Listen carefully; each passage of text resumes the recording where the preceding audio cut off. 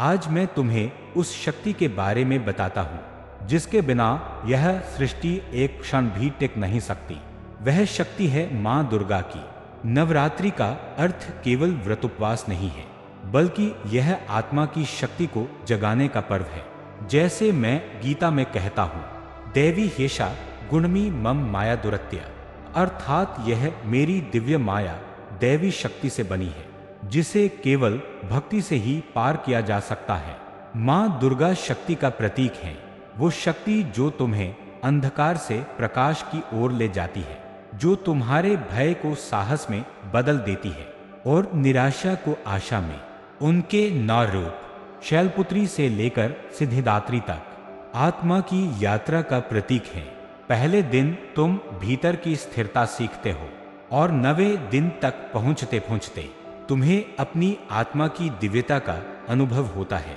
वात्स्य याद रखो, माँ दुर्गा बाहर कहीं नहीं बल्कि तुम्हारे भीतर निवास करती हैं। जब भी तुम सच्चे मन से प्रार्थना करते हो, उनकी शक्ति तुम्हारे साहस में बदलकर तुम्हें आगे बढ़ाती है।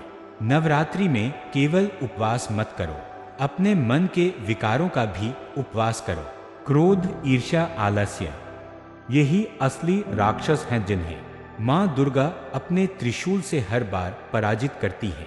तो चलो वात्स्य, इस नवरात्रि अपने भीतर की शक्ति को पहचानो और माँ के चरणों में समर्पण करो, क्योंकि जब भक्ति और शक्ति साथ चलती हैं तो जीवन में असंभव भी संभव हो जाता है। वात्स्य, अब समय है केवल सुनने का नहीं बल्कि अपनाने का।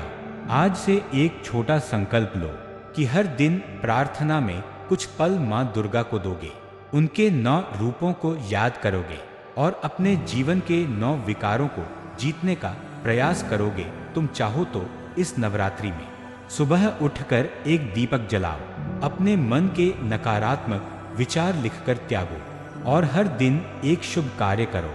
याद रखो, माँ दुर्गा की असली आराधना केवल मंत्रों से नहीं बल्कि अपने कर्मों से होती है।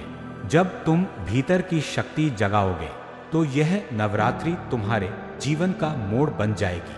तो वात्स्य, अब केवल सुनो मत, आज से इसे अपनाओ और जब अपनाओगे तो देखोगे कि तुम्हारा हर कदम माँ दुर्गा की कृपा और मेरी बांसुरी की धुन से सजीव हो जाएगा। राधे राधे।